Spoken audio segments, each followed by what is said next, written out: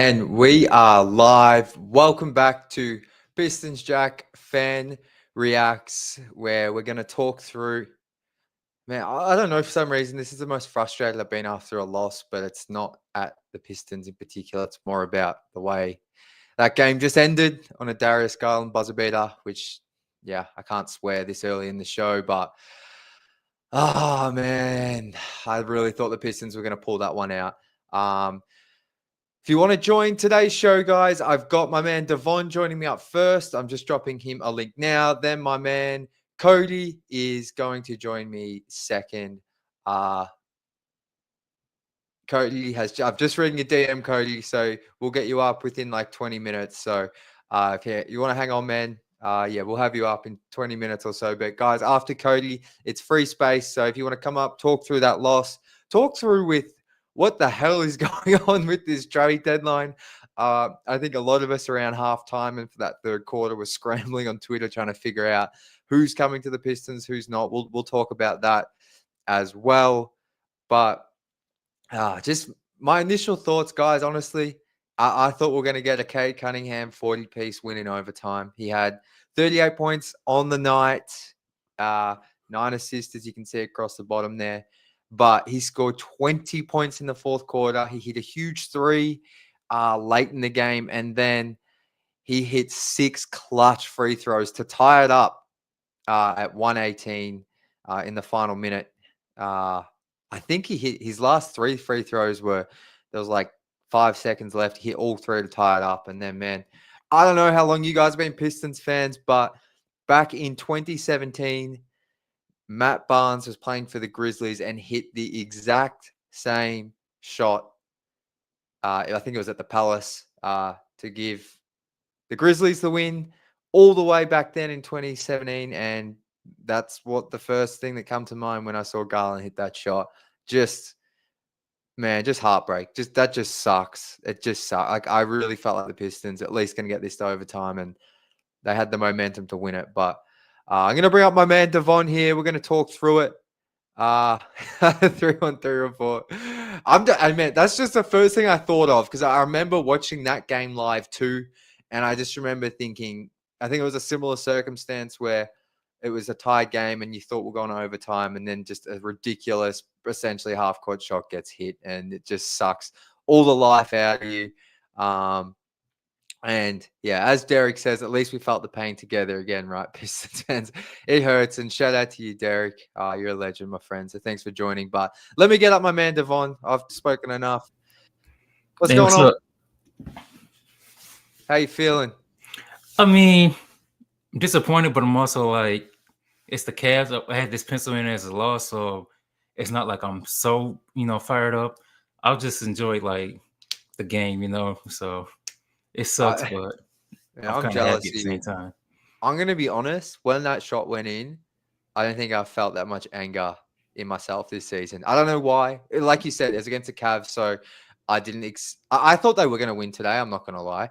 But I, that was just a gut feeling. I mean, the Cavs are the better team, but man, I tell you what, I could have punched a hole in the wall. I'm not going to lie. I don't know why I was so angry. I think it was because like I just thought Cade's just hit all 6 free throws.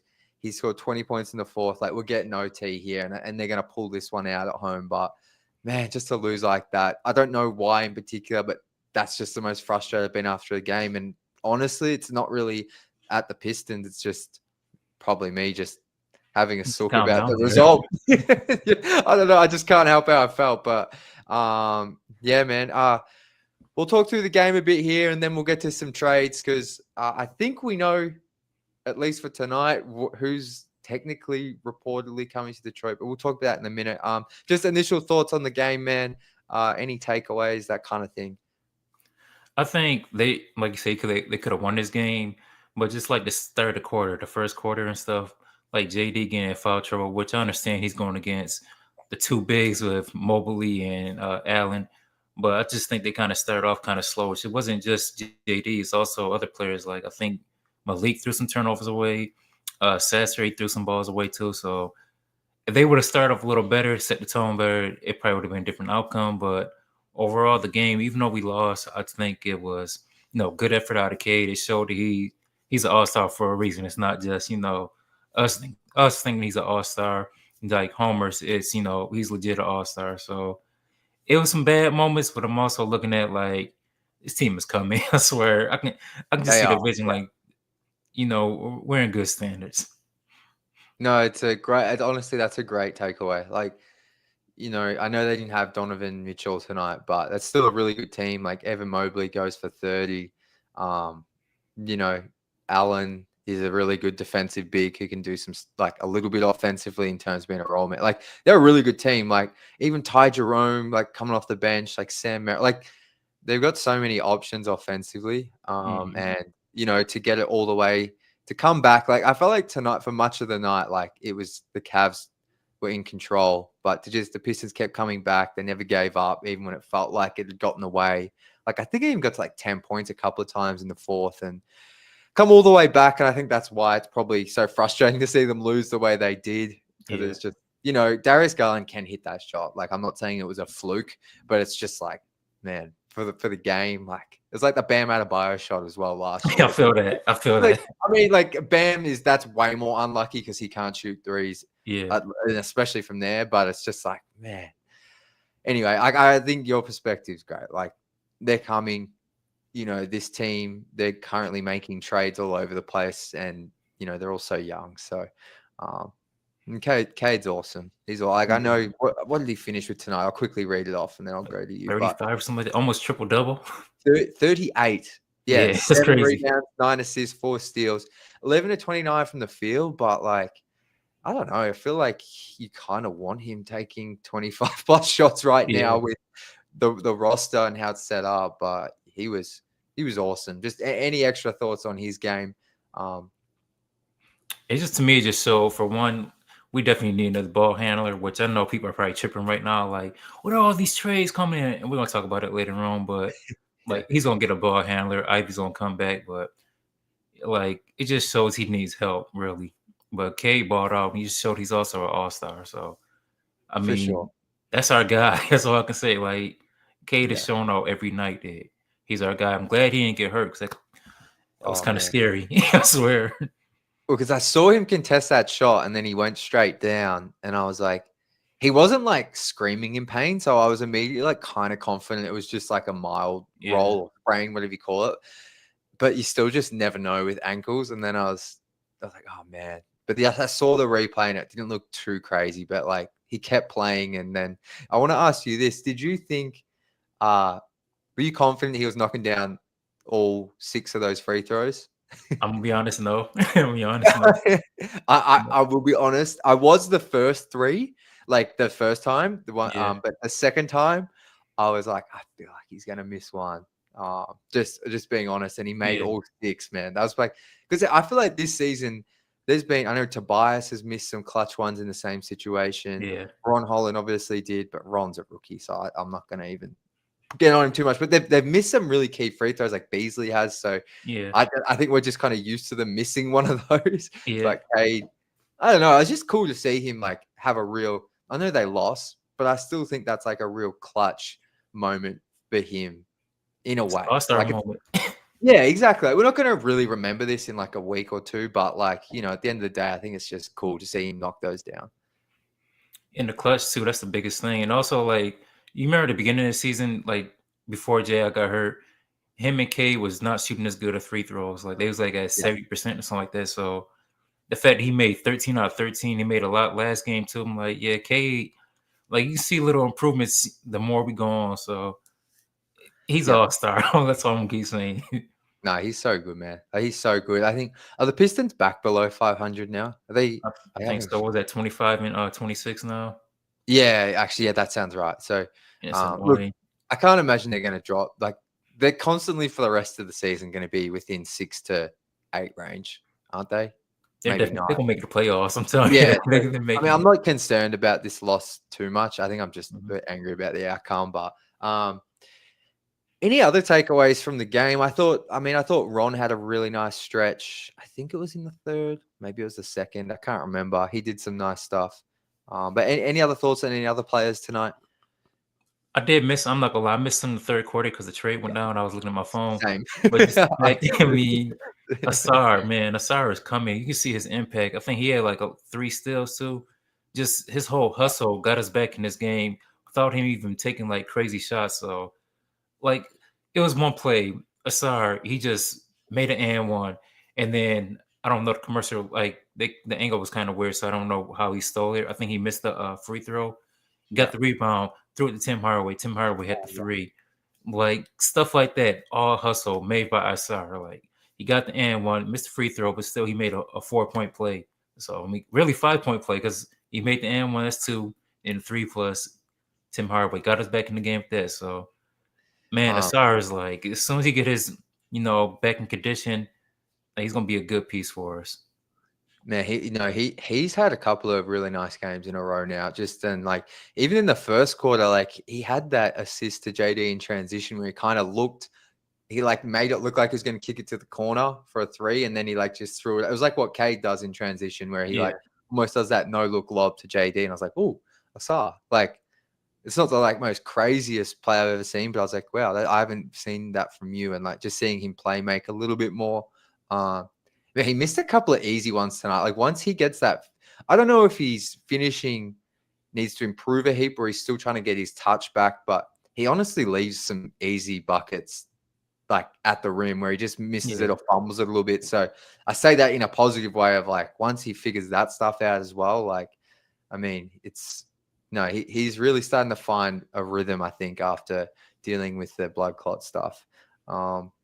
I want to ask you though, what happened to Tobias? I think that might have been when the trade stuff was going on because I kind of missed it. I Did you seen a see? little bit too. It was someone I can't remember. It might have been George Nguyen, kind of dirty, but I'm not gonna say it Okay. like that. But I think they was going for a rebound. Like they just shot a shot or something like that, and like going up the floor, he kind of got hit in his leg somehow. I Yeah. don't think it was too crazy, but like they didn't really show us on replay too much. No, gotcha. I completely missed it. So that's good to clarify that. Well, Devon, let's just go to the trades because I know you want to talk about trades. And I can talk a bit more about the game with Cody when he jumps on. But I'm just going to quickly bring up the two trades that they haven't officially been made, but I'm just going to read these out in case anyone watching missed them, and then we'll talk about them. So earlier today, the Pistons received KJ Martin and 2 second-round picks from the 76ers. And I believe it was just for cash or cap space, salary Mhm. cap relief for the 76ers. Then within the past hour, I want to say the Jimmy Butler trade went down. I think there was 5 teams involved.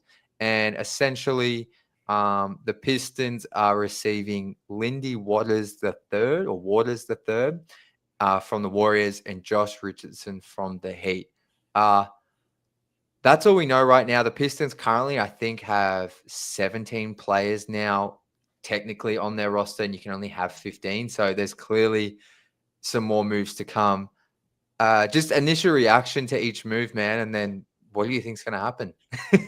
So the KJ Martin thing, I was happy because like, all right, we didn't get nothing, or we didn't get rid of anything, and we got some picks. And then just looking more into it, I was like, I'm just glad because we have a direction. We know where Trajan's about to go. I was about to say Troy at first, but we know where Trajan is about to go. You know, he's not trying to go after Bi, can't go after Zach Levine, but he's not about to make a big splash or anything like that. He's actually making smart moves and doing what he's going to tell us, like what he told us what he's going to do. So what we're doing is like you look at KJ Martin, he's I think he's 2 years, but the next year isn't guaranteed. So what he's doing is collecting assets. We got picks on all these trades, so and it's all been like minimum guys. So getting the assets, getting the assets, getting the assets. We still have to trade like somebody or release. So even if they don't trade him or release him, they not sign him next year. So if they do trade him, we probably can flip, get more assets, get another player. So I like what Trajan's doing. Like we're getting a lot of picks for helping our future out, and we're not. What do we give up? Like, Well, we haven't. That's the nothing. thing. They haven't given up a player. Nothing. They don't give up nothing. And they use like the text MLE or something like that. I looked at it a little bit, but this was happening while I was at work, so couldn't Yeah. look too much in details. So I think we can still use that 14 million, but I'm not sure. I gotta look at Livy and Richardson's contracts, but I So, think they're only like 2 mils or so, so it's not much. yeah, so I think with that cap space, I've read some stuff. This was before the Butler trade, but I think it kind of still applies. The Pistons, I think, they still technically have that 14 million because the deals aren't like fully finalized. Yeah, So, so they could still make another move, but then they would have to waive. Like they have to. There's a bit to go on there, but technically they kind of still have that cap space. So, I guess so. YouTube user says here, expect Wendell Moore Jr. and Josh Richardson to be cut tomorrow. I can see If that. that was the case, that would mean the Pistons have essentially got 2 seconds, Lindy Waters, and KJ Martin at the deadline. I think they Thoughts? might have got 3 seconds because they got a second in this Jimmy Butler deal too. Oh, did they? I missed that one. Okay, I did right. too. It was like someone reported it. I think it was Okay, Amari Safe Cool. I that think he's reported it. okay, that makes sense. I must have missed that before I went and was posting stuff. Okay, here we go. So Cody, 3 seconds. Okay, so one that makes sense then for the Butler deal while they were involved. So I kind of think maybe that is what's going to happen then. I didn't know there was a second in that deal. So if I'm just sorry, I'm rambling a lot, but say Richardson and Wendell Moore are gone tomorrow. Pistons get 3 seconds. KJ Martin and Lindy Waters. Thoughts on that as the deadline? Just that, nothing else. If that's all that's happening, because it sounds like that could be pretty kind of realistic. They better not. I swear, they better not do that. With You all you this won't be work they happy if that's the result. Yeah. No, that better not be the end result. They better like we need a point guard still. Like it's cool getting these second rounds and stuff, but like, we're the only team with cap space. We better make more moves, like straight up. Like that'll be. I won't be like fairly mad, but it'll kind of show Trajan. It'll be a red flag to me almost because we got to take advantage of this 14 mil that no one else has. It just won't be acceptable to me. Like it'd be disappointing. But what if I just pretend I'm Trajan and I'm like, well, we got 3 second-round picks, so we kind of taken advantage of it. I don't think. I mean, that's not You enough don't for think me. that? I think I'm that's not. settling for less. Yeah, and I think, and I'm gonna be honest as well. Look, I'm like you. Like, if this is it and this is what happens, like, honestly, I'm not going to be like furious or angry or anything crazy. But I am like when Cade went down with that ankle injury, there was about 10 seconds there where I was just like, what is going to happen to this team? I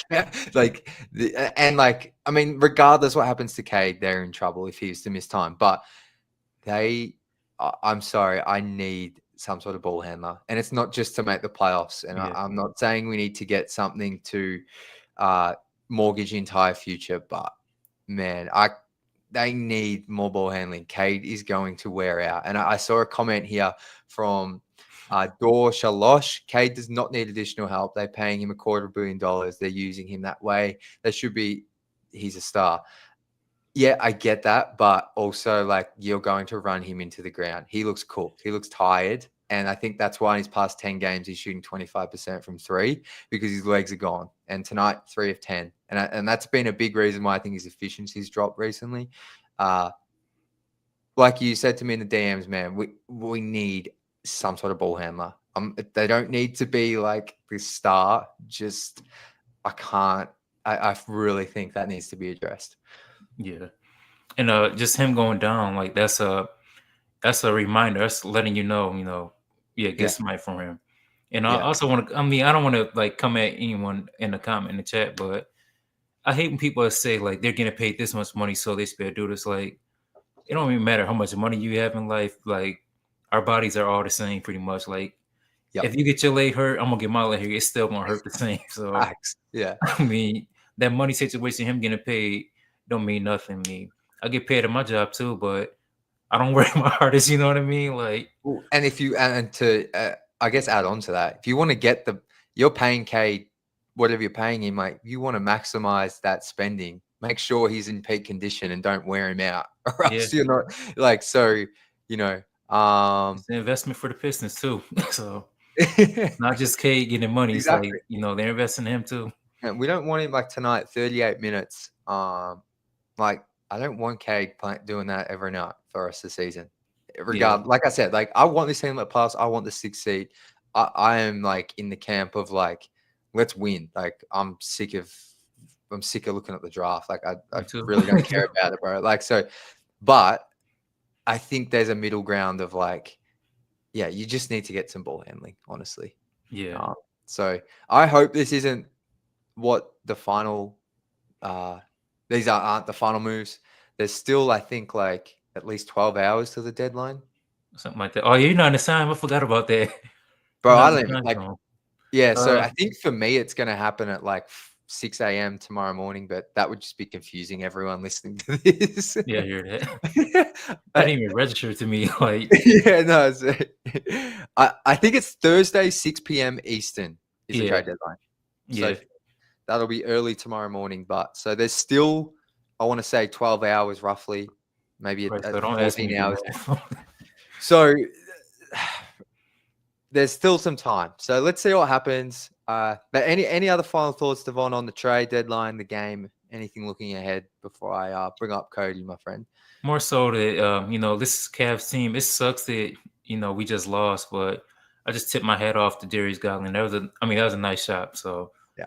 I'm not gonna stress about it. But in regards to the trades, like I'm gonna get on Tech and Tobias a little bit. I do want them off the team. Don't get me wrong, but Tech is still on a good contract. He is a good shooter, and he is someone who actually, he might be not paying his role. Trust me, get on my nerves too, but he's still someone on a good deal that is still a shooter. So he still has some type of value. And Tobias, annoying as well, but he's bringing a veteran presence. He's helping the guys develop a little bit too. So if we see them still on the team, I know some of us are going to be kind of annoyed, but we also got to look at. I was about to say providing spacing, but Tobias is not really as much. But Tech should be more of a shooter. Tobias, even if he's not the best shooter right now, people still guard him like he is a good shooter because historically Tobias has been one of the best shooters in the league at that position at least. So we want them gone, but they might not be gone. Just be kind of chill. I'm kind of rambling right now, but No, you're good. I'm with you, man. I'm with you. Like, I mean, Tobias hasn't frustrated me as much this season, but Tech, yeah, clearly has been well below what I think a lot of fans expected.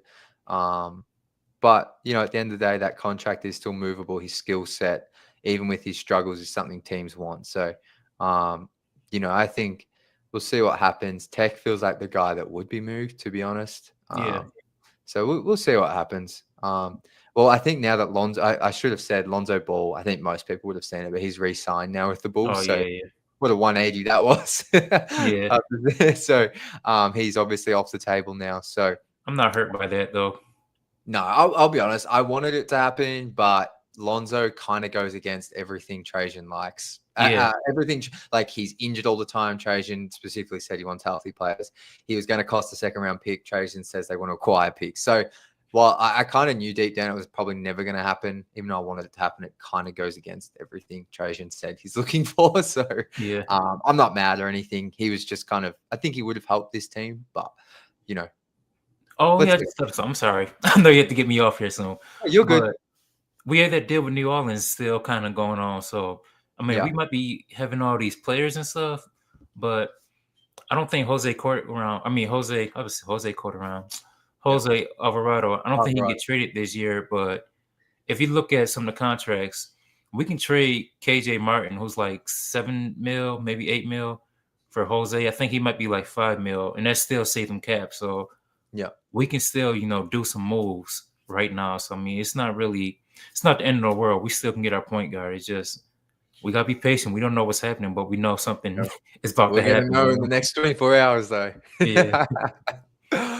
Well, look, Devon, man, thank you for jumping on, brother. Yeah, thanks for having me. You've gone against saying you weren't going to come onto the trade I deadline, know, but but we had trades to talk about, bro. So thank you for good. jumping on, especially after a loss, man. Love talking hoops with you. So we'll get you back up here soon. Yeah, thanks for having me. All right, man. Enjoy the rest All of right. your night. All right, you Bye. too. All right, bye. Cody, my man, what's going on? Dude, the last 3 day stretch is just a reminder why sports suck and they're never any fun. Are you Trey talking Young about game winner, yeah UCLA game winner, freaking tonight? Darius Garland game winner, 3 nights in a row. What's the UCLA one? I must have missed this. I don't know what Michigan that. State played UCLA last Oh, night. okay, yeah. UCLA game winner with 7 seconds left. Oh god, is that tonight or is that That like was yesterday. Oh, oh wow, so it's literally been 3 days in a row.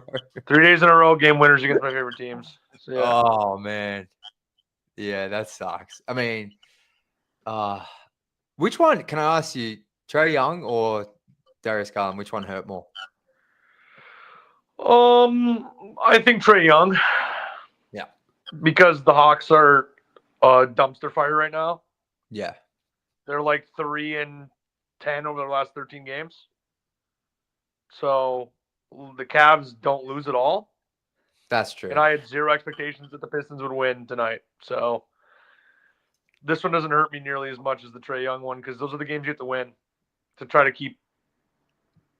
stay if you want to try to stay out of the play-in. But I don't think Trajan wants to stay out of the play-in. I think he wants his pick. I don't think he can get his pick unless he tanks. Because how are we falling below the Bulls? Like you do you know what I lose mean? lose the playing game first round. Okay, so if we Lose the finish first round playing ninth, game. we finish ninth and lose to the Bulls or something. If they stay 10, we would get it. No, you wouldn't have to. I don't think you'd have to lose the Bulls in that scenario. Okay. I think you'd have to. I think it would depend on the Western playoffs as well. Oh yeah, true. So I feel like it's going to be hard to keep that pick though, unless something bad happens. But what? I just want to get your thoughts on the trades first, while we're just talking about it. First one, good solid move. I thought, especially when Omari said that they're trying to aggregate KJ Martin into another deal. I was like, that's a good solid move. You get 2 second-round picks for nothing. If you get rid of him, even if you keep him, his money's off the table next year. So you got 2 second-round picks for free. I think smart move. I think this one's a little bit more puzzling, especially when you saw where the other pieces went in the trades. Like Utah got a second-round pick and they got Dennis Schroeder. So how does that work? Yeah. Dennis Schroeder's on a $13 million expiring, and they got a second-round pick to get him. We get a second-round pick to get Lindy freaking Waters and Josh Richardson. It's so confusing, isn't it? Yeah. And that's just like that's what makes you wonder like how clicky the NBA is. The Utah Jazz have had an incredible trade deadline without giving up a single asset. They've given up no asset. They gave up their best asset they gave up was Drew Eubanks, and they essentially got a second-round pick in that deal. They got 2 second-round picks for free to take Jalen Hood-Schifino, who makes no money. And then they get another second-round pick, and they get Schroeder. Why would they even...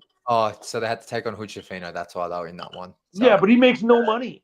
Yeah. He makes no money.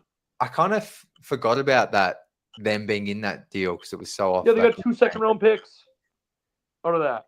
And Dallas are giving up a second. Yeah, exactly. So, like, yeah. for one, how does Danny Ainge even find himself in that deal? Yeah. Like, so, like, the Jazz got 4 second-round picks and Dennis Schroeder for literally nothing. They gave up nothing. Yeah. And here we are. We got 3 second-round picks, KJ Martin, and 2 absolute scrubs.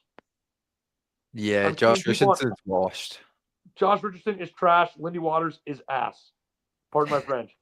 They are both. I swear that right. They are not contributing to this team at all. Either of them. Like, not a lick. I know they got the pick, right? They got a pick. Like, do we know where that pick's coming from? What team? The Warriors. Okay, so it's not like it's going to be. I don't know what pick. I don't know what the second round pick Utah got is. I don't know who it's from. I think it's from Miami. So like equally, both of those trades could they could both work out and both be really valuable second round picks. Yeah. Like the Warriors one is down the line, so you figure they're probably rebuilding by the time that pick's coming around. So that second's could be like a first. And you never know what's gonna happen with Miami. They seem to shuffle the deck every year or two. Yeah. So you never know, but it's like, why couldn't we get Dennis Schroeder in the deal and take the worst of the 2 second-round picks? Like Yeah. It that, just Dennis makes Schroeder would be perfect for the rest of this year. Expiring $13 million. Could have easily made it work. Figured it all out. Could have took him in. You could have took him right into the space, and then yeah. aggregated. You could have aggregated KJ Martin, or you could have put him in the MLE and moved on. And I think if we got 3 second-round picks, Dennis Schroeder and KJ Martin, I mean that's a decent deadline. I think most Pistons fans would be excited about that deadline. It's I just don't get, like, I know Waters and Richardson, I think, are both on like very, very small contracts, but I just don't get, like, uh, they just don't do they don't I know, like, to get that pick, that's part of like eating a contract or whatever you want to call it, but like they just, like you said, with Schroeder in the deal, also on an expiring, why not just target him? Like, Yeah, yeah, exactly. because those And two guys Sean, literally don't help us at all. Like, yeah, yeah, I'm with you. I don't know. Sean says Trajan is a terrible negotiator. I think the only other GM that's getting more for their space is Danny Ainge. yeah, And Danny Ainge is notorious for being one of the biggest heistmen in the NBA in terms of gathering assets. He's done it for a million years. So Danny Ainge and Sam Presti are both one of one. Those guys are the guys that like OKC. They're on pace to win 60+ games, and they just got a second round pick today of for a course salary they dump. do. And to correct Donovan earlier, no, that the Pelicans are done with their. They moved Daniel Tice. They're done with they're below the Yeah, floor, or they're below the second apron. yeah. So that They're initial deal that was spoken about in the works of the Pistons, that's like gone now because Yeah, they've, it's gone. That's not yeah. happening. So that's what leads me to think like maybe this is just the trade deadline for Detroit, unless. Yeah, I mean, I can definitely see. I don't know who brought it up, YouTube user maybe or whatever, but brought up like maybe it's just they waive Wendell Moore and Josh Richardson tomorrow, Yeah, and then they just potentially just I mean, I don't know what's better. This is a Kyle Metz question. If they just sign KJ into the cap, or if they use him as the MLE, I don't really think it matters I because he's tried coming to off the get books at the end Carl of on, this year anyway. so I was so confused. Yeah, so Yeah, they're coming off either way. But my gut tells me it's not the end yeah. It just because doesn't. It feels it too my gut tells incomplete. me it's not the end. I think they're going to try to get a few more assets. Yeah, At least. I don't know if Trajan's going to go the backup point guard route.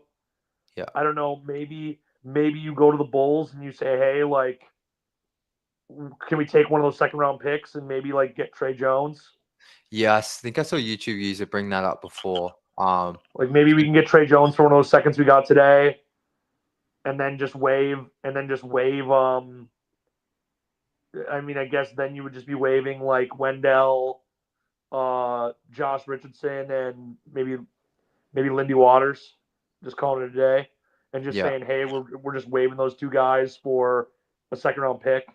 So essentially, in a way there you spent $2 million to get a second round pick. yeah. A second round pick that could be really valuable down the line.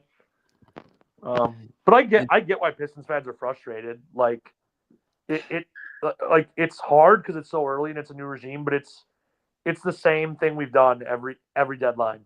Like Yeah. we're collecting second round picks and that's it. We're not doing anything of note or anything that moves the needle for the team. I get why they're frustrated. I'm not frustrated personally because I know I told you it was a while back on one of the streams. Like I fully expect them to play facilitator, but that Jimmy Butler deal got so out of whack and crazy with 5 teams that I think Danny Ainge weaseled his way in again and just got the best of the dumps. Yeah. And the big, like I know Kyle Anderson is heading to Toronto. They didn't get a pick out of it. They just got Kyle Anderson. I don't know what that does for them. So it's like, would you rather have Kyle Anderson and no pick, or these two guys and a pick? I'd rather have the pick personally. Yeah. Yeah. So it's like there's a lot of like I don't I don't know I think who really outdid us in the like facilitator, like grabbing assets role, other than Utah, which that's Danny Ainge does well, that any chance he gets. if this is it, all I can think is that the thinking is we got our 3 second-round picks. We got KJ Martin. Like I feel like he's just a product of getting the picks, but he's still a young guy. Maybe see what he can do. But you're also really heavily investing in Asar ball handling reps because you know what I mean. Like I don't know how you can just not get Cade more ball handling. I know he's a And guy you that never you know want him really to have too, the because ball, but it's like, man, like I'm just so worried about him completely wearing out. Like I really am in like a month's time. If you don't get another yeah, ball. I mean, per Kyle, after the Butler trade, the Pistons have 8 point. I'll bring that one up from Austin. Yeah. So I'll just read this out. Per Kyle, after the Butler trade, the Pistons have 8.8 million in cap room to use before taking KJ Martin into the room exception. So that's kind of what you were talking about before, wasn't it? Yeah, and that's still because you could, like, if you find somebody to take Tech, that's another 7 or 8. Like, there's still ways to get that number higher. THJ on an expiring deal, like, there's still ways to get that number higher. And honestly, I don't know if any of these trades are like, I don't know for sure if they're like all the parts are official. Yeah. Like, that's what I don't know, because like the KJ Martin deal, I know for sure is not official. I don't know about this one and how if all the parts are official, because it takes a while to sort that thing out, especially when it's a 5-team deal. So like there's still possibility that these guys are moved in another trade or whatever, may happen. But I mean, there's also the possibility, people haven't talked about it yet at all, but there's still the possibility that they look at the buyout market. There's going to be players that get bought out, Like Ben and it's Simmons. Gross. But I mean, and honestly, I think yes, he could help here a little bit, but like at least with Sasser, he can score the ball a little bit. Ben Simmons can't score, so you're just out of that. When you go to that second lineup, it's Beasley and that's it. You're not getting scoring anywhere else. No, Like it's Tech stinks. Like, he stinks, dude.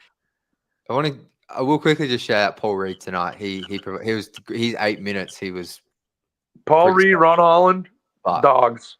But in terms of like consistent scoring, like it's Beasley and that's it. Yeah, Tech stinks. He stinks this year. He's just awful. Yeah, I think he's struggling. I'll shout out Austin. He's actually comments here. Like he said first, like he's just not in his role. Like I think he's just kind of redundant on this team a little bit. Like in terms of his role. How is he not in his role? He gets 6 spot up 3-pointers a game, and he doesn't. I think it's more like his role. Like I just feel like I can't think of any other reason, because it's like his role fluctuates. Like tonight he played 11 minutes. Sometimes he plays 18. Sometimes he plays a tiny bit less.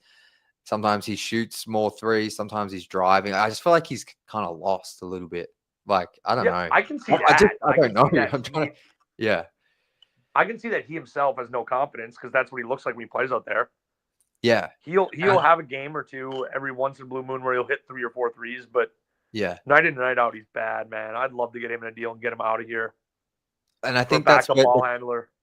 I think that's the confidence though, is like comes from a lack of like not maybe like he thrived with the Pistons last year. One, because the talent was worse, so he looked better. But two, like he was playing like 28 to 32 minutes. It felt like most nights, so he knew he's getting X amount of shots. But no, I mean he's struggled. Like he's been disappointing. In terms of my expectations before the season, like he's probably the most disappointing player. He just doesn't play a significant role enough for me to be like too mad about it. Yeah, no, I agree. But yeah, I think overall for the trade deadline, if it is how it goes down, I'm with Devon. I think it's disappointing overall. I don't think it's it's smacking a single. That's what it is. It's smacking a single. I didn't expect him to hit a home run, but I was kind of hoping for a double. you know, a nice solid double off the wall, you know. This feels more like a bloop single. Like, yeah, you got on base, but wasn't impressive. You know, it was. I don't know. It's tough. I think, yeah. No, I'm with you because, like, look, like I think someone said in here, like, we've still got like 12 hours or whatever till the deadline, so something could happen. But yeah, I 16. think, No, I think it, 18. yeah. So there's still time, but I think it's just like I think we got the picks right, but I feel like we all just had some hope of getting a player to fill slightly just some of the deficiencies on this roster, and it just feels like the potential players they're getting really don't fill any of those needs that are desperately like missing, if you know what I mean, like no ball handling. I think Beasley, THJ, Asar, Ron, Tobias are pretty solid on the wings. Certainly none of these guys I want taking minutes from them. KJ Martin, maybe some minutes, but I like particularly the two they just got back. I'm just like, I don't know. Yeah, KJ Martin for me is like he's like a play if it'd be like it's like if you want to break out another Ron, like energy, explosiveness, defense. Like he could be like a Paul Reed player for this team when the energy's just low. JB can just be like KJ, get in there and just cause havoc. Yeah. Like he can do that stuff. But yeah, Yeah. in terms of, like Josh Richardson is literally the most worthless piece you could ever get right now. Averaging 4 points in 19 minutes on 28% shooting. He's got no offensive ability anymore. He never defended really well. I mean, he's just Oh man. Well, Derek actually got a question for you, Cody. Derek Brown says, I would love to hear Cody's opinion on the future of this team. Rank the young guys in order who you're highest on for this team in the future. Okay, that's tough actually. Obviously, Cade's number one. I guess what are we considering young? Like how many players? Because the whole team's young. Like where are we stopping it? I would just go like the lottery guys. Like, okay, so we're not even counting Stu. I don't think so. I It's think not really Stu's worth it. Really young anymore. Like he's in year 5. I'm gonna go just gut feel. I'm gonna go Cade, Ron, Asar, and Ivy tied Duran. Ron is really getting me pumped lately. Like I see it. I see 22-year-old Ron, and I'm just like that guy. He's gonna be sick. Because he really does. He really does have so much more offensive pop than Asar. He really does. Yeah. In terms of like scoring ability, and he defends really well too. Like so does Asar, obviously. And I think Asar will be better on the defensive end, but I think Ron's just upside scoring wise is so much higher than Asar's. That's why I put him above. And then I put Ivy and Asar tied because I really don't know how high Asar's ceiling is offensively. I'm still having trouble with that. Like I watch him and I see stuff that he does well, but then it's just like he won't even take a jumper, like at all. Yeah, he won't even take a jumper. Like that makes it really hard. It makes it really hard for you to be a functional piece, even if you can do everything well. Because like obviously we know his brother is just like super special on that end, but like that's because he is such a good finisher and he can get to the rim even better than Asar. Like he's the handle as well. Like he's an unlimited. He's a walking paint touch, like to the definition. Amen is so special. I still think Asar. I think if you made me rank it, he'd be 3A and Ivy would be 3B. Yeah, but I don't think there's gonna be that much of a gap, and I think we will end up keeping Ivy. And honestly, we could look back at the Ivy injury being a blessing in disguise, because I think it's going to take him a long time to get really rolling again and like getting comfortable playing basketball and stuff. And like I think that long term he's going to be fine. I think that will hurt. Like his contract value has gone down, and it sucks for Jaden because he deserves every bit of money he's going to get. but I think it could play into the Pistons' hands down the line. That you could see Ivy on a deal that's like, you look back at it and you're like, wow, that's a really good deal for Jaden Ivey. Like, I didn't think we could sign him for that. So I think that might be too, because I think Asar is one of those guys where if he keeps going towards the end of his rookie contract, you're gonna have to pay him. You're gonna have to pay him because he's just such a Swiss Army knife type of player. So I think that could potentially elevate Jaden's contract as well, or value as well, as that he could be on a deal that seems extremely reasonable, especially with the cap hikes that we're going to see over the next 4 years. Can I ask you this? Just, you can only keep 3. You can only extend. I mean, Cade's already extended. So pick 2 players out of Ivy, Ron, Asar, JD. Who are you extending? It all depends on the money, right? It does. Like, I feel like because I see like Brandon S saying like, like I see the upside on JD. I get why like there's people who like are high on him because he does a lot for Cade and they do have a special connection. But like you see him tonight. Like my argument with JD is always he shines against players like centers who aren't very good. Whenever you get centers in there that are decent, above average, like JD was, I mean, he had 8 and 10 rebounds. It was the quietest 8 and 10 outside of those 2 putbacks. I mean, it was so quiet. Like I didn't really. He picked up a million fouls too. It's like I really didn't feel his impact tonight. Whereas you look at like a Jared Allen, and you're like, dude, you feel his impact all game long. He just does so much on the defensive end to help Mobley, and Mobley help him. That's why I have JD ranked lower than the others. Is I just don't see how much further he can go from here from an offensive standpoint. Can he's super young, maybe he surprises me. I don't see him all of a sudden becoming a stretch big. I don't see him unlocking those type of skills. So that's why I rank him lower. But out of the 2, I mean, I wish we were further along with, because I think Ron is one of them for sure. I mean, I haven't ranked that, but it's like, what if Asar takes a huge leap and then all of a sudden Jaden Ivey becomes a serviceable defender and he bumps his scoring average up even more? Yeah. I mean, he won't ever be as good a defender as Ron, but if he becomes serviceable and averages 25 points a game, is Ron ever going to average 25 points a game? Are you talking about J.I. averaging 25 and being serviceable? No. Being a serviceable defender. Yeah. So it's like, will Ron ever, at least in the near term, average 25 a game? I mean, that's a lot. That's a lot to see. That's a lot of growth to see.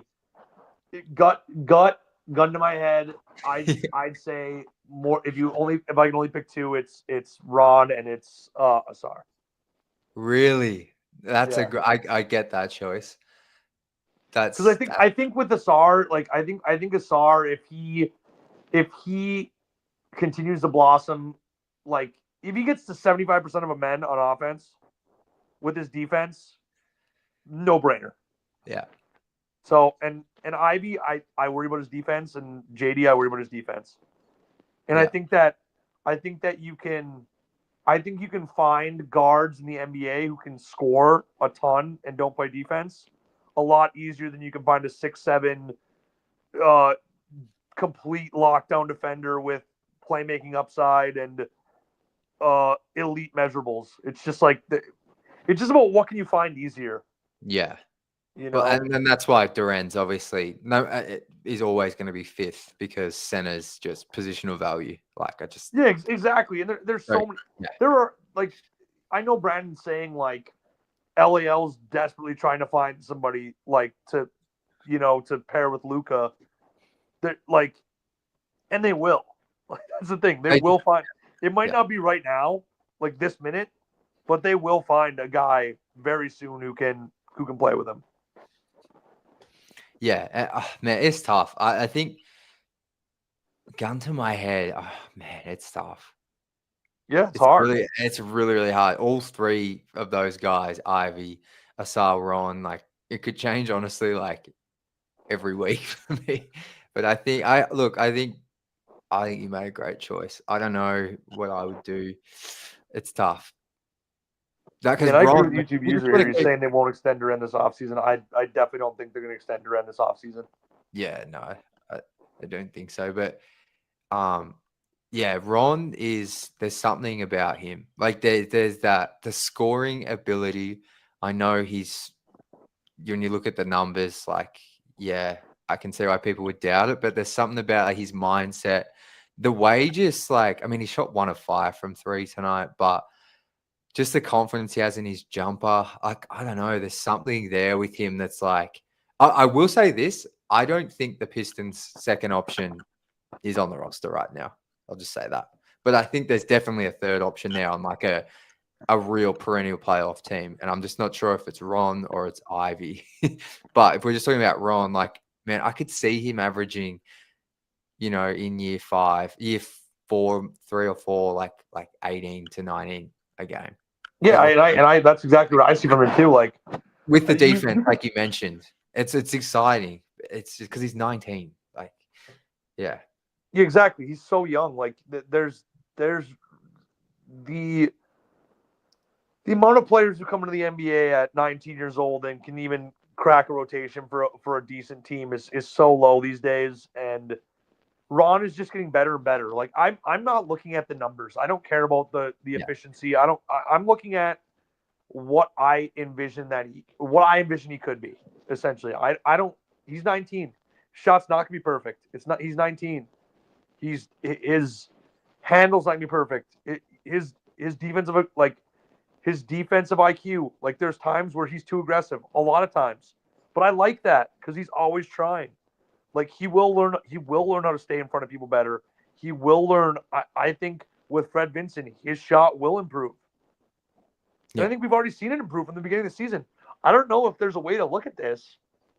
I mean, there is. You just have to do simple math. Like, what if you take out that first, like, 3 for 27, like, whatever the 3. You remember at the beginning of the season when he was, like, 3 for a zillion? Yeah, yeah. Like, if you take that out, is he closer to 32, 33% right now? Real guesstimate, like I'm guessing, but I remember seeing some stuff. Like, I think, like, since December 1st or something, he was hovering around high 30s. That was like early January. So look, I think you take out those first 20 games, like I think he's right around like Yeah, because 30. he was at like 10%. Yeah, no, it was crazy. Like you said, I think he started like 3 of 29 or something. Like Yeah, just ridiculous, like awful. So it's like, and that could have just been like NBA jitters, like, and people leaving him wide open and not having confidence because people aren't guarding him. Yeah. You're 19, grown men are leaving you wide open. That probably gets in your head a little bit. Like, these guys don't respect me.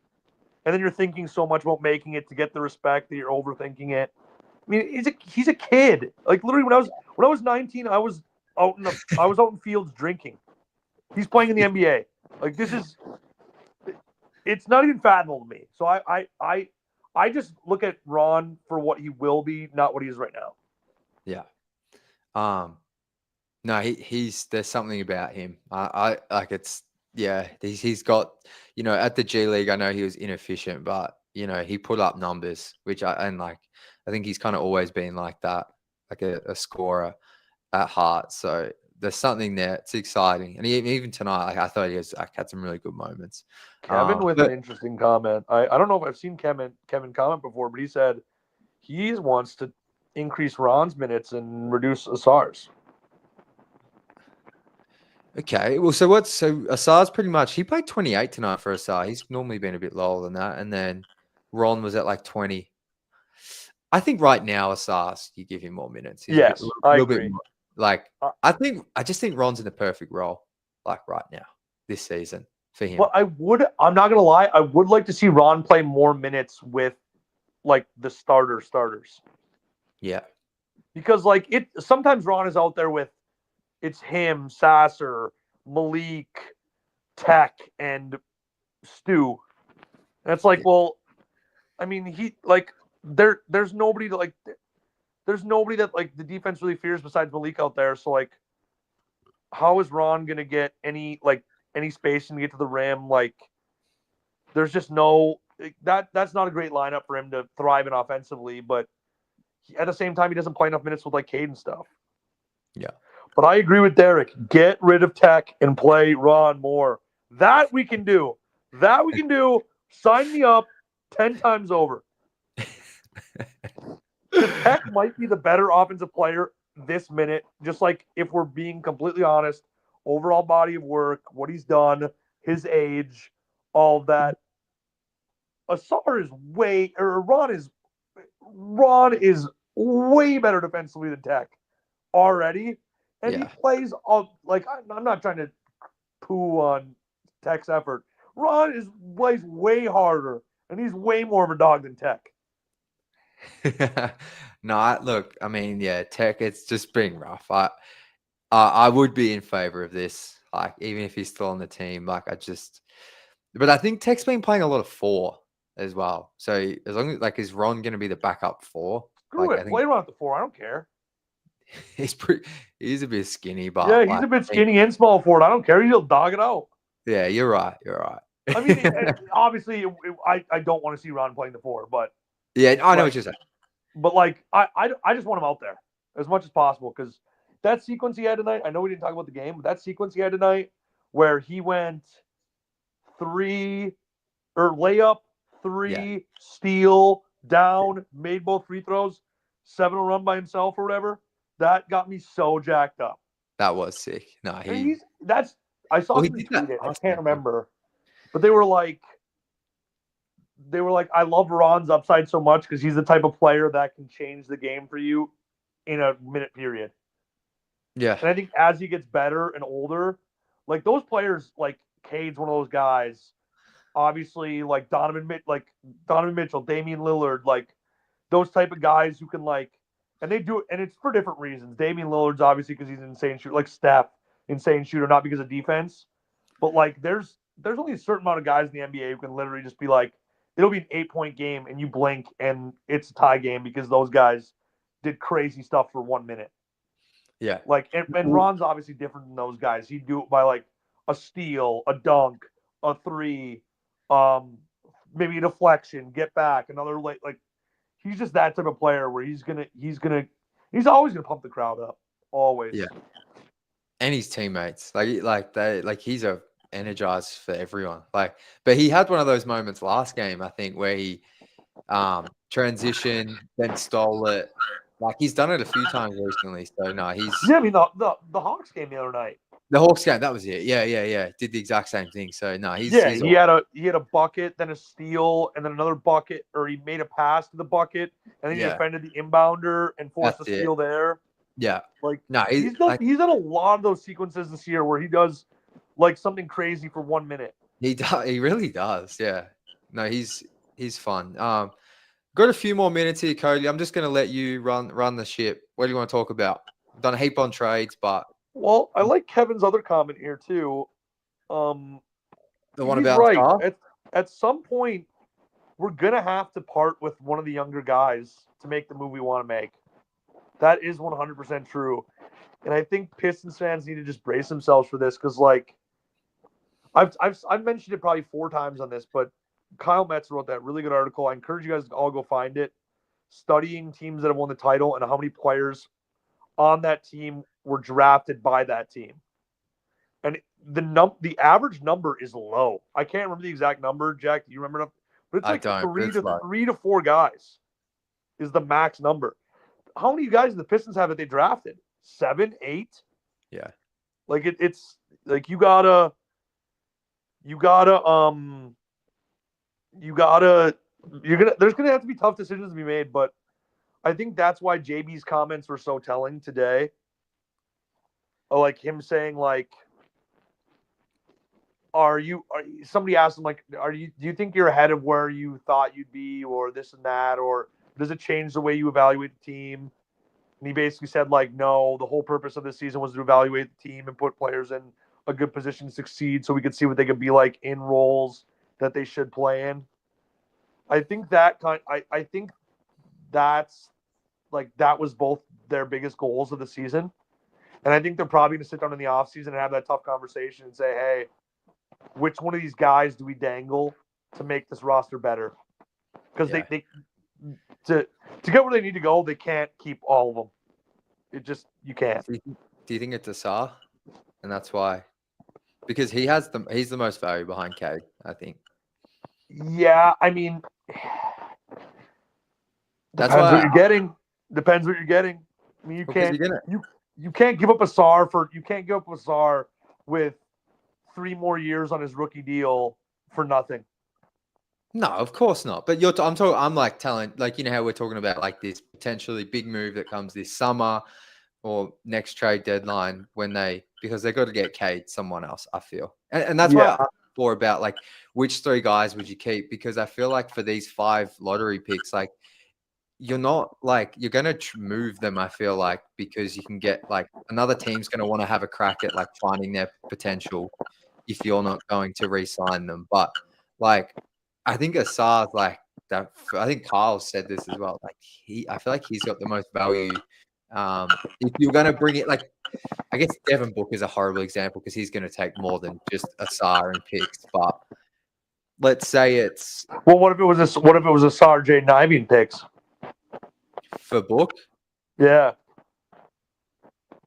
I'd do it. Yeah, easy. I'd do it too. 100%. Like I'd do it too. Like, how old's Book? Like 27? Like prime, fit really. He's young enough. He's still got a wing prospect in Ron who can play defense. But the only worry there is Ron is still only 20 next year. Yeah, but I think you can work with that because I think you can, and then I would probably keep Jalen Duren because you got your lob threat. I'm not saying you sign him to a huge extension, or maybe you don't even have to sign him to an extension this summer. But I think when Asar's off the team, JD's value goes up for me. I'm not saying they can't. There's not numbers that say they don't look okay now, but I still just am worried about them on offense long term with Cade. Yeah, I mean that would the hard thing is about like the Book move is like how do you stay competent defensively with their end back there, no Asar? Yeah, you have to trust that Ron takes it because let's be honest, Ron is a good defender. Asar is an elite defender. Yeah, definitely. And I think Asar's always going to be on another level defensively to Ron, and that's just more of a compliment to Asar. Because you and remember these picks aren't going to be like seconds. You're going to have to float some first in there to get Book. So it's like you're not only are you giving up 2 of your lottery selections, but you're probably giving up at least 1 first. Yeah. Hopefully not 2, but like, where's your path to improving the team after you do all that?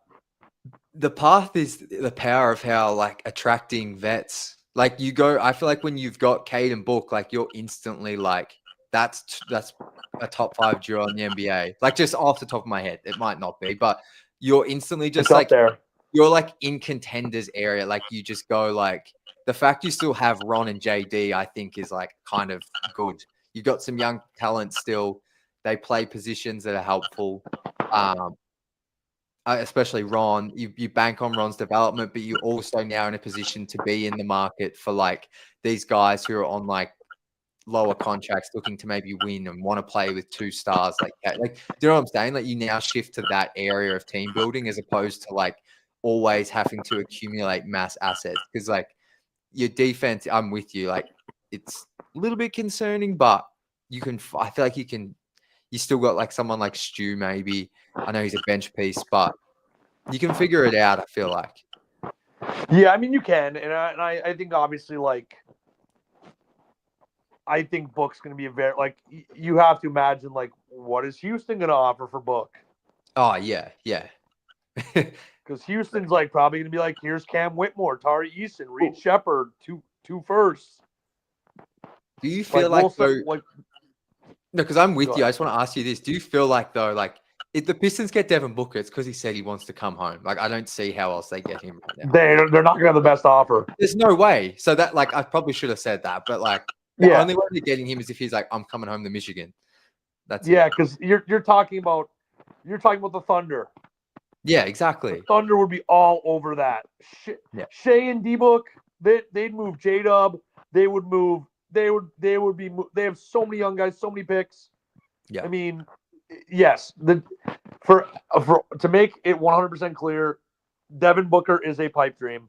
100%, nothing more than a pipe dream. It is. Absolutely. It's just the name. I'm trying to think of another all-star then when we talk about moving a star. Like, I don't know, man. What's like an I still think what the Pistons are gonna have to do, they're gonna have to find a player whose value is diminished, maybe a bit disgruntled, trade for him, and hope that his value comes back.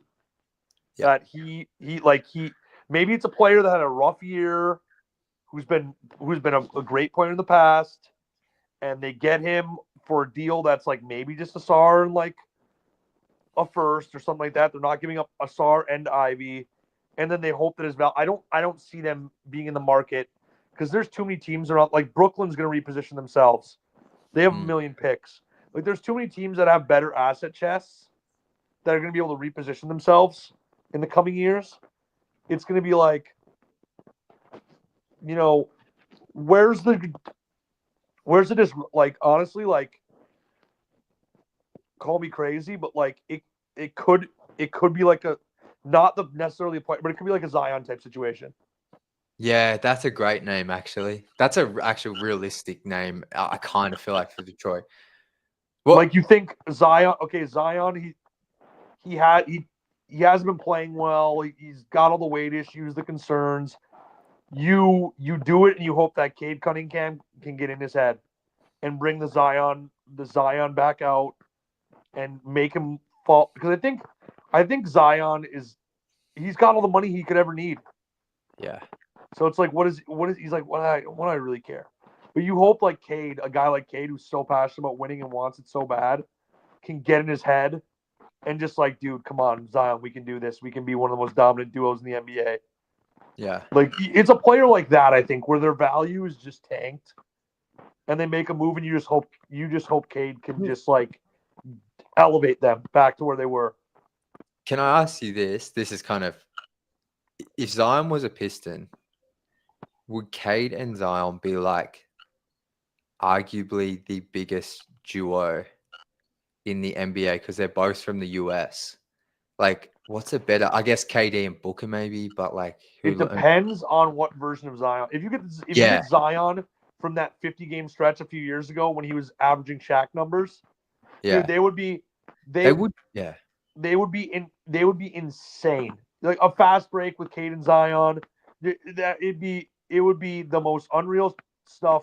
Like, assuming you can get that Zion back, that would be the most unreal stuff ever. But like, I don't know about best because now if you're talking about just from the U.S., because you're talking about Fox and Wemby, you're talking about Shea and Chet. I think talking about like more interesting to people than those guys. Oh, I'm not saying more. Like maybe not. I thought you were saying best on the court. No, I'm just saying in terms of like popularity, TV ratings, vibes. Oh no. They would be. Like, I feel like would be right up there. They would be like, everybody's league pass team. Like who would be higher than that? Like, they're obviously. I mean, obviously for right now, like for this minute, depending on this went down, LeBron and Luka. Oh, that's gonna be. Yeah. Everybody's gonna have their eyes freaking glued to every one of the. I'm gonna watch so many Laker games the rest of the year. Same. Yeah. Just because I already watch a lot of the other NBA teams, and I'm fascinated to see what LeBron and Luka look like. I cannot wait. I'm gonna be. The Lakers went from like, oh, I'll watch them, like league pass team to, I'm gonna be watching them, darn near every night when I try to fall asleep. Like I will be eyes glued to the screen. Now the problem is they have so many national TV games with league pass that kind of hurts me. Yeah. But every game they're not nationally televised on the TV. Yeah, it's going to be super fun. I think he's debuting this weekend? That's the rumor is. Well, they moved the Lakers game onto ESPN, booted off Jazz and someone else. So yeah, I mean that's the rumors. It's going to be this weekend. I just think it's hilarious all this, and we didn't get a chance to talk about it. I know you might have to go, but like, What are all these rumors? Luka's 270 pounds and his conditioning, and he's drinking too much. And when he walked off that plane, he looked no more than 240. Yeah. And when I saw him on the practice court today, I was like, Luka is not 270. No. If he is, he's the best. He's the best built 270 I've ever seen. Yeah, no, I mean, it's just, I feel like he's never going to be a guy anyway that's going to be like veins popping out and stuff. Like, but I know what you're saying. Like, he's not 270. Yeah, and he's obviously like I mean, Luka.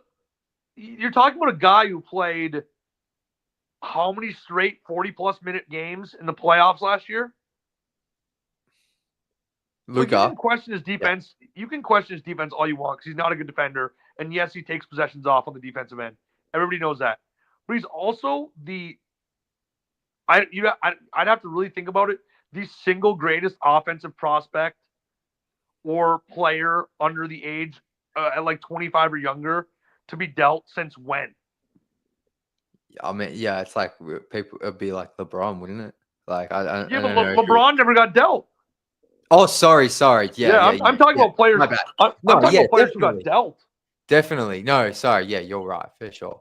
So it's like that trade still. I mean, I was literally going through Twitter and I was calling people out. I was like, I can't believe you believe this shit. Like, pardon my French again. Sorry. I was like, I can't believe you believe this stuff. Like, crazy. This is complete nonsense. It's fake. Shams got hacked. There's no way it's real. And everybody was like, no, I'm pretty sure it's real, dude. And I'm like, it's not possible. It's insane. I mean, I was saying it was fake to in my friends like group chat that we have for NBA stuff. I was like, no, that's fake. But that was yeah. And that's the thing is, the Mavs, it's in a vacuum for this year and next. It's not a bad trade for the Mavs. It actually makes sense from them, for them from like a roster construction standpoint. But you're trading 2 years for 10. It's just, can I ask? And there's no reasonable guarantee that you can say that this Mavs team can win the title. But this is the thing. Like, I feel like I've been listening to a lot of Mavs fans podcasts just like to hear their reaction. And I was like, and because I agree with them on this, it's like they drafted Luka. Like, you get attached to these players, like how we're attached to Cade. Like, even if the Mavs win a championship, yes, it'll be fun. Yes, it'll be awesome. But it's just like not. I don't think it would be like as nowhere near fulfilling as if like Luka won it. But like, just they win it, and then what? Like AD, Kyrie, kind of in 3 years' time are like getting older and maybe even more injury prone. And then you look over at LA and Luka's like literally 28 or maybe 29, and just like who knows what he's done by then. Like, I mean, Nico Harrison said it himself. He's like, we're gonna know sooner rather than later if I'm right. And like, yeah, we are, because if you don't win a ship in the next 3 years, you were wrong. Yeah. Like, if the only way this trade works out in Nico Harrison's favor is if they win a title. I think they got to win more than one. But I'm with you. Like, there's no guarantee that Luka will ever win one. There's no guarantee. Nah, but I feel like he's going to. I mean, I believe this too. He's going to be like, MVP every year. If I set the line at 1.5 rings for Luka at 25 with what he's achieved, landing in LA. I just keep thinking about Wemby. I just keep thinking about Wemby. Yeah, that's true. I just keep thinking about, like, if the Spurs do it right, how are people getting out of the West when Wemby's there, when he hits his peak? There'll always be time, but there'll be a year where, like, yeah, I'm with you, but like, I just think like it's not like Wemby's going to win 12 in a row. Like, it's just not going to happen. Surely not. So yeah, that's where it gets tough for me, because it's like, but that's why I think, like, I don't think the Mavs can win a title. I think right now you have a few more years till Wemby hits like peak Wemby. But the Thunder are there, and the Rockets are going to make another move. Yeah. And Memphis is really good too. And guess what? You still have Nikola Jokic doing Nikola Jokic things. They're always going to be there. Yeah. How can anybody reasonably tell me that the Mavs can beat any one of those 4 teams And not to mention, not any one of them, multiple of them, because it will have to be multiple of them to win to get to the finals. And then you get Boston or the Cavs, who are loaded this year. That's insane. Like you can't tell me with that roster that they're the favorite in the West right now. Obviously the Thunder and Rockets, the Rockets, I don't think they can do it this year because they need to make another move. But I think the Thunder are positioned this year perfectly. And then I think next year Houston's going to make a move. You still have Denver. You never know what Jokic can pull out in the playoffs for a stretch run and get them back to the finals. Yeah. And then as Jokic is aging out, it's like the West is going to be tough for the next 10 years because you have so many teams that are well positioned out there to get really good. No, I mean, if I was a Mavs fan, I'd still be watching, but I would be not getting. Oh, I'd be done. I'd be done for this season. I'd be done. Yeah, for this season. I mean, I would still watch because I love basketball, but man, it would be there'd be a lot of hate watching. I'd be so bitter. I could watch rooting for their demise. Yeah, it would be tough not to. Because I mean, now again, if I believed what came out as a Mavs fan, then it might be different for me. But after seeing Luka get off the plane, I was like, okay, whoever's feeding these reports out are BSing. Now, to YouTube users' point, it is well documented. Luka loves the party. He loves the party. He loves to get out there and hit the town. And who won? You're Luka freaking Doncic. But you can't move. You can't move a guy that's averaging 32 points a game. He's all NBA 5 out of his first 6 seasons, 5 times in a row. And he would have been this year again if it wasn't for the rule. Literally, and like you said last year, 32 points, basically triple double. Just went to the finals. What the? Yeah, you went to the finals, and this year wasn't going well. Spoiler alert, because Luka wasn't playing, and you thought, okay, he's injury prone, or he's this, or he's that, and we're gonna go get another guy who's made of glass to replace him, and hope he can win the title. There's no guarantee that AD doesn't walk into the Mavs and in the next 8 games has a major ankle sprain or whatever else, and he's out for 2 months. And then what? No, I wish we had. We could talk about this for hours, Jack, because I know. Well, trade. Me and my buddy got on the phone after it happened, and we went back and forth for hours,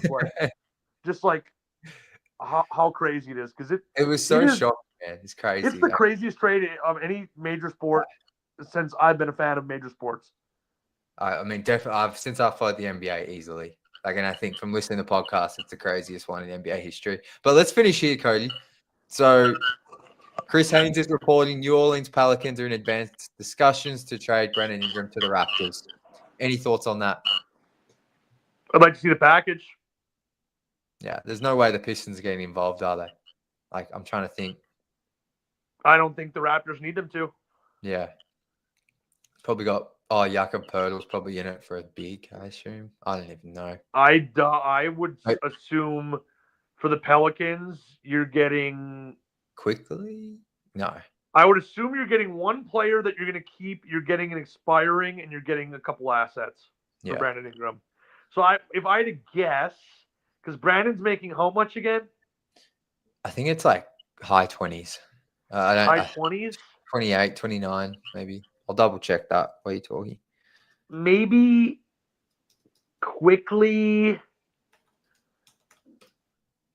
I think it's probably because they need guards more than wings, probably long term. Yeah. And the Rockets or the Raptors don't really have any power. I mean, maybe they throw Boucher in there, but that's not really moving. If I were to guess, it's gonna be something like quickly. Or maybe Bruce Brown and Davion Mitchell. Yeah. Because Bruce Brown's off the team, contract wise is gone right away after this year. So he's an expiring guy that you could, and then maybe a first and a couple seconds. Yeah. That's my guess at a package. Yeah. Some combination of that. Or I guess the Pelicans are, with I still don't know how to say his name, but how do you say his name? With center. YVES? Messi? It's something messy. Yves Messi? Yves Messi, yeah, I think that's Yeah, it. that's my guess. I don't know how to say it. He's kind of flourishing for them Yeah. because you can make the argument like maybe it's Pirtle and because I believe Pirtle's expiring too. Yeah. Like maybe it's Pirtle and then like a Davion Mitchell and then first and a second. Yeah. Yves Messi. There we go. Yves. Yeah, yeah. that's how I figured it was. Yeah. We'll see. Quickly's not making $35 million a year. He is. He's in an extension. What? That's why. I mean, I don't know why the Pelicans would want that back, to be honest. But Wait. Emmanuel Quickly's making $35 million a year. yeah, it's not a good deal. I'll read it out. I think he signed for like 4. He's making, oh my God, he's in the first year of a 5-year, $160 million deal. That is insane. Oh my God, I didn't realize he got that much money. Yeah, it's crazy. So I can't imagine the Pelicans would want that though, even if they need a guard. When did he get that extension? Well, because remember they traded for him last season, I think. Yeah, from the Knicks. For Anunoby, and they like extended him because it was like I think it was him and Barrett, and I think Barrett's on a contract still, and they extended quickly. So this is the first year. But what are you doing? Oh, that's disgusting. I did not know that was his contract. Yeah, the Raptors are. I pay less attention to other teams' cap situations, obviously, because that is the disgusting deal that will. Yeah, no, there's no. The Pelicans are not taking that back. No. So Pirtle, one of Pirtle, Bruce Brown, Davion Mitchell, a first and a second. That's what I'll say for Brandon Ingram. And then because Davion Mitchell's a very, very light cap hit, I think he's like around $5 million, just based on the what the rookie scale was then. Because he was in Ivy's class, I believe. Yes, Davion Mitchell was. Or was he in? Yeah. Oh no, he was after. Yeah, you're right. Yeah, he was like an 8th or 9th pick, so he makes less money than Ivy. Yeah. And then Bruce Brown and Pirtle are both around 20. Yeah. So that'll make the money work for the Pelicans because they probably want to shed a few more million off. Yeah. So they're probably saving $4 to $5 million if it's Pirtle and a couple million if it's Bruce Brown. Yeah. And then you get a first and a second. I don't know how I feel about the fit for Scotty, but I don't gut check feeling. I don't hate it. So their team's going to be like Quickly, like based off what you said, it'll be Quickly, RJ, Ingram, Scotty. Not much shooting. Yeah, that's the nasty part because RJ Barrett can't stretch the floor. RJ Barrett, no. And that's so Barrett. You'd be betting on Quickly getting back to form and being what you think he was when the trade happened. Unless Barrett's in this deal. That much money. I liked him as a player, but I never thought he was worth $33 million a year. Yeah. So yeah, you're betting on because if Quickly doesn't come back to form, that contract's gonna be impossible to get off. That's a stinker. Because it goes forever. Like it goes forever. That's crazy. I didn't know it was 5 years. I mean, but look, Cody, I gotta wrap it up here, my man. Give me this is where we're gonna close it out. What do you think? What Trajan's done, or there's still another move? I think there's still another move, but it's not gonna be something that gets people very excited. Yeah. It'll be like a Trey Jones move or something where at least that's what I hope. It's like they get a player for like a small asset, or maybe it's another move where they're moving like another team's trying to dump a few million, $4 or $5 million, and the Pistons get involved and they get a couple more seconds. Yeah. I think that's all they'd be able to do. But I think if you left this deadline with Trey Jones in a couple seconds or 5 second-round picks and you didn't take on anything past this year, I think you're satisfied with it. And then you unlock your picks next year and you have I mean, shoot, the Pistons are becoming the Thunder of second round picks. They got first though. Exactly. They have Just first, got we have second, second. but we do have a zillion of them. Nah, look, if they get Trey Jones, I'll be pretty happy. I think that'd be really cool. But thank you so much for joining, Cody, my man. Always fun, and yeah, man. We'll. I'm not sure if I'm doing a fan reaction. Who have they got next? I think it's actually their national TV game. Maybe it's the 76ers. I don't know. I know their schedule. I know they should be stacking wins here because their schedule coming up is nothing but winnable games. They got, I think they're 76ers. I was looking at it earlier. 76ers on Friday, which I don't think I have a fan reacts for, but then they play Charlotte and the Bulls twice. So I'll have fan reacts on those. But I mean, it should be 4 in a row. Realistically. I think Joel's Embiid's back. I mean, but they just lost the Heat tonight. Yeah, Embiid was out. I'm not saying they're good. Yeah, I'm just saying like Embiid's the kind of guy that could go off against the Pistons. Yeah, but he's got to want to play against the Pistons. Yeah. No, you're right. We'll see. Look, I feel like they definitely can win that game, and then the next 3 go 3 in a row into the All-Star break. I think that'll be it. Yeah. Again, Brandon, with the late comment, I'd love to talk about. Yes, I've said it, Brandon, a million times in the stream. Danny Ainge is the ultimate heist man. He does this to everyone. He's done it for a decade plus. Very few GMs are Danny Ainge level of getting assets. That's well established. He does it just better than anyone, not named Sam Presti. We're going to end on a Danny Ainge note. Well, thanks for joining, Cody, brother. No problem, we'll talk soon, man. Enjoy your Sounds night. Catch ya. All right, guys, I got to quickly wrap this up here, but thank you for everyone in the comments tonight. Thank you to Cody and Devon for jumping on. Look, tough loss. I mean, I think the trade deadlines outshone kind of the game itself, but Cade was awesome in that 4th quarter. Pistons, I think, are going to be in the 7th seed now, maybe 8th, but things are still tracking the right way. And let's see what happens. I know when I wake up, there's going to be some form of news. It might even happen this afternoon while I'm still awake. But enjoy the rest of your night, guys, or day, wherever you are. And like I just said, I'm not sure if I'll be doing fan reacts after Philly game, but we'll be definitely back for the Hornets game. So until then, as always, go Pistons.